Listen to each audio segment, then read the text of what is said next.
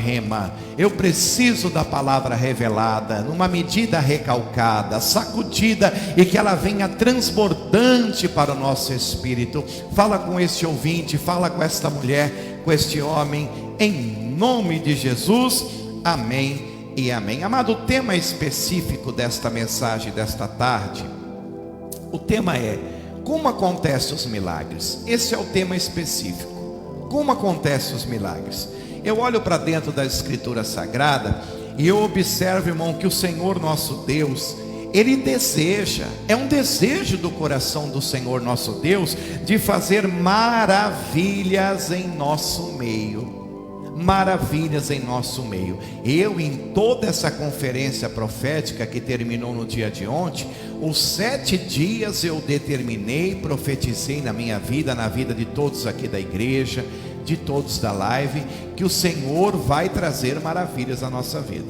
Então é um desejo do coração do Pai de fazer maravilhas no nosso meio. É o desejo do coração do Pai de fazer maravilha para os seus filhos. E eu, como filho de Deus, a senhora como filha de Deus, nós temos por obrigação de agradecer a Deus, que não preciso ver, mas eu preciso crer, que maravilhas vão acontecer no nosso meio. Para que isso aconteça, é muito importante a gente observar aqui, dentro dessa passagem, algumas recomendações da parte de Deus. A primeira recomendação que eu li aqui, que eu observei aqui, é que nós precisamos nos manter na direção indicada por Deus.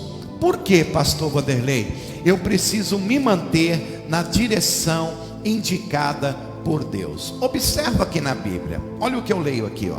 A Bíblia diz que a arca da aliança era símbolo da presença de Deus. Então a arca, ela iria à frente do povo, e o povo deveria segui-la.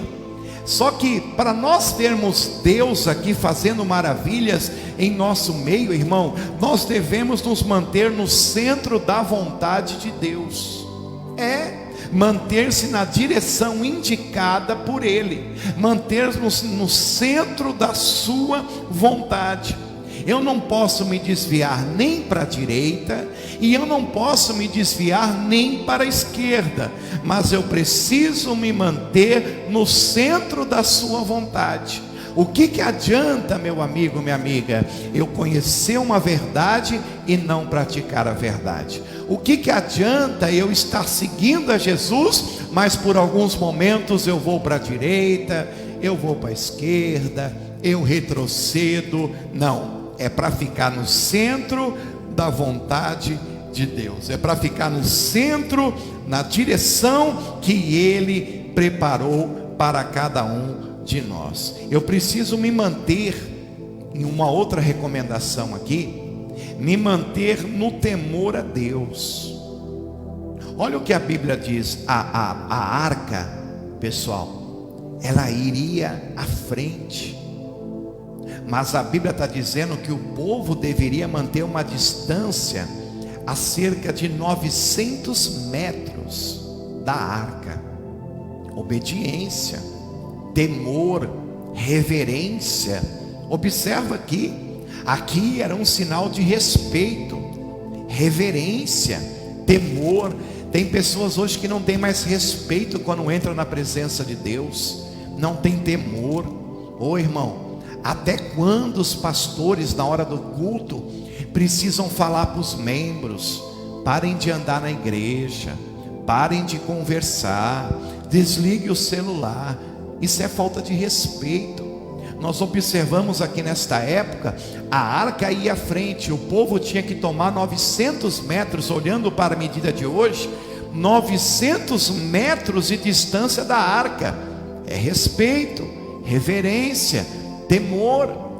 Nos dias de hoje, irmão, tem pessoas que não respeitam mais a presença de Deus, entram na igreja, pensam que estão entrando num shopping. Eu vou falar o que Deus mandar aqui. É um desfile de modas, é uma conversaiada, não sei nem se fala conversaiada, mas ficam conversando na hora do culto. Vem fazer o que na igreja? Vem bater papo, marcar encontro. Eu estou pregando aqui para vocês, irmão, que o Deus de maravilha, para Ele fazer maravilha no nosso meio, precisa se manter na direção certa, e precisa também se manter no centro da sua vontade, mas não esquecer que precisamos ter respeito pela presença de Deus, respeito pela presença dos irmãos que estão cultuando na igreja.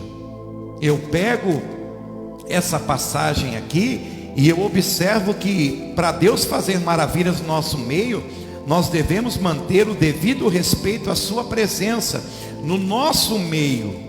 O que é isso, pastor Vanderlei? Intimidade com Deus. Tem pessoas que não têm intimidade com Deus há muito tempo. Perdeu a ligação, perdeu a intimidade com Deus, irmão, é triste. Agora presta atenção que eu vou falar aqui. Intimidade com Deus não é sinônimo de licenciosidade ou de atrevimento. Jamais nós devemos nos esquecer que estar na presença de Jesus é muitíssimo mais solene e exige muitíssimo mais respeito que estar diante de um delegado, diante de um juiz. Eu vou falar aqui, diante de um desembargador, diante do presidente da república. Estar diante da presença de Deus é muito mais do que estar diante da presença. Você nunca vai chegar diante de um juiz de qualquer maneira. Sempre a última palavra quem fala é o juiz. E se ele pedir silêncio, ele bate o martelo e dá atenção ali, ó, silêncio no tribunal. Você não chega com qualquer vestimenta diante de um juiz. E é triste o que eu vou falar aqui, irmão. Nós não vemos pessoas hoje que não têm respeito na presença de Deus. Sabe? Uma vez a minha esposa foi chamar atenção, foi conversar com uma mulher que estava com um decote dentro da igreja. A mulher achou ruim. Quer dizer, a gente vai conversar com amor para a pessoa e a pessoa acha ruim. Não se tem mais santidade dentro das igrejas. Por que será, irmão? Porque estão se perdendo o temor. Eu vou falar um negócio aqui. Muitas pessoas se lançam ao pecado porque perderam o temor a Deus, perderam o respeito. Falar de pecado eu vou falar até de pé. Perderam o respeito a Deus, sabe? Pecam descaradamente, pecam sem nenhum temor. É um pé na igreja, é um pé no mundo. Ontem foi dia de Santa Ceia. Tem um versículo no livro de 1 Coríntios capítulo 11. Tem um versículo que diz assim: examine-se o homem a si mesmo. Se eu não me engano é o versículo 29. E aí sim, coma do pão e beba do cálice. Não se tem mais reverência. Pastor está pregando, estão conversando. Pastora está pregando, está conversando. Para Deus fazer maravilhas no nosso meio, tem que ter reverência. Você tem que ter um respeito por Deus, aonde o Senhor estiver. Eu estou aqui trazendo uma palavra de conscientização. Para Deus realizar milagres, irmão, tem algumas recomendações. E é essas que eu estou passando para vocês aqui, sabe? Nessa tarde de segunda-feira. Manter-se em santidade é outra recomendação que eu vejo aqui dentro desse texto. Escuta isso aqui. Os rituais de santificação dos judeus, os rituais dos judeus de santificação, na época, exigiam que eles tomassem banho, lavassem todas as suas roupas, fizessem uma busca para verificar se em suas tendas não havia comida estragada, objetos de idolatria ou qualquer outra coisa que desagradasse a Deus. Tudo isso aqui é bastante significativo para nós. Por quê, pastor? Pois para vermos Deus fazendo maravilhas em nosso meio, nós devemos nos santificar, nos limpar, fazer um inventário da nossa vida toda, exterior e interior. Você está entendendo? Eu preciso chegar na presença de Deus em santificação. Na época, o sacerdote entrava para ouvir Deus falar, e ele saía para falar com o povo. O sacerdote estava orando, se o sininho parasse de tocar, puxa ele que ele morreu. Hoje nós não vemos mais pessoas orando como antigamente. Jejum, o jejum virou uma coisa antiga, pastor Vanderlei. Deus não muda. Deus é ontem, hoje e amanhã. Posso ouvir um amém? Deus é o de ontem, hoje e amanhã. É o alfa, o ômega e o derradeiro. Então pega esta palavra hoje e muda. Se santifique. Olha o que a Bíblia está dizendo aqui, gente. Sem santificação ninguém verá a Deus. Eu preciso me manter em santificação, vigiar, orar sem cessar, orar sem cessar. Uma pessoa que não ora é uma pessoa perigosa, porque ela joga com a vida dela. Uma igreja que não tem um povo de joelhos é uma igreja perigosa, é uma igreja que está à mercê do diabo para bombardeá-la. Então, se tem uma igreja de joelhos, se tem filhos de joelhos, pais de joelhos, aquela família não será bombardeada. O Senhor nosso Deus, Ele deseja fazer maravilhas em nosso meio, mas para que isso aconteça, irmão, eu preciso me manter no centro da vontade de Deus, manter temor e manter santidade. Amém? Fique no centro da vontade de Deus. Não olhe nem para a esquerda, nem para a direita. Sempre no centro da vontade de Deus. Quem vos fala? Pastor Vanderlei Sapete. A cada minuto eu preciso vigiar. A cada minuto de minha vida eu preciso me examinar. Eu preciso olhar e dizer: Deus, eu preciso melhorar nesta área.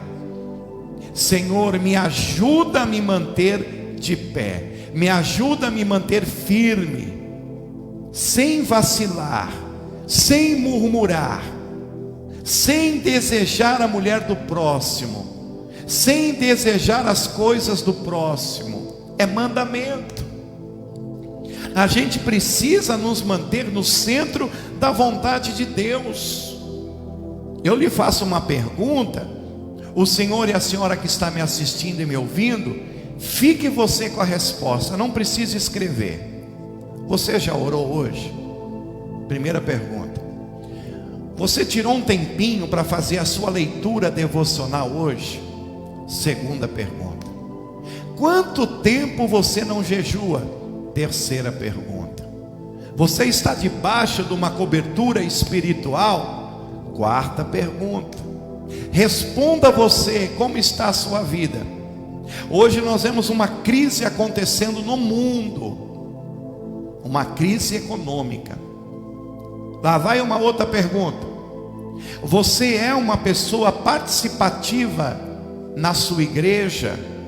Quando o pastor, a pastora, quando o apóstolo, o bispo da sua igreja fala assim: gente, nós precisamos nos unir para pagar isso. Você é uma pessoa participativa? Você é uma pessoa que oferta? Você é dizimista? Fique você com as suas respostas. Porque, irmão, não adianta eu conhecer e não praticar. Eu vou falar com mais clareza. Não adianta eu saber da verdade e querer andar numa mentira. A verdade está aí. A verdade, quando eu conheço ela, eu passo a não ser mais ignorante.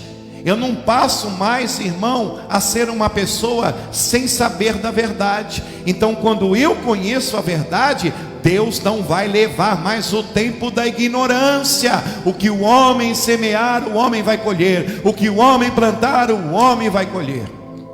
Está aí a resposta, talvez que a senhora precisava ouvir. Por que está acontecendo isso? Eu estou pregando. Tem que se manter na direção, na posição, no temor, no respeito, obedecer. Quando eu comecei a estudar, eu me lembro como se fosse hoje, chamava-se prézinha. Do seu tempo, Oswaldo? Prézinho. Colocava uns shorts de elástico vermelho, um elástico em cima e um elástico embaixo, parecia uma fralda, né? Mas eu me lembro que a primeira aula que eu tive, pequenininho, ensinaram-me o alfabeto. E qual é o alfabeto? A, B, C, D. Quando eu entrei na igreja também, já grande, mas que nem um menino na fé, o pastor me ensinou também o alfabeto. O, B, D, C. Ninguém quer seguir esse alfabeto. Hoje as pessoas querem fazer o que elas acham que tem que ser feito. É aí que acontecem os problemas, gente. É aí que a gente passa a luta, passa a prova. Quem vos fala é falho que nem vocês que estão aí. Mas eu procuro sempre me examinar. Eu procuro sempre estar me policiando, para que o diabo não entre e faça uma arruaça. Eu fecho as brechas da minha vida. Feche a brecha também, para Deus fazer maravilhas no nosso meio. Santificar. Segundo, estar na direção de Deus. Terceiro, se colocar na posição que Deus quer que eu esteja. Eu quero ser profeta na sua vida, eu quero orar por você, mas eu termino essa palavra dizendo: se mantenha na direção de Deus. Deus vai fazer maravilhas na sua família, na sua vida, na sua igreja, na sua casa.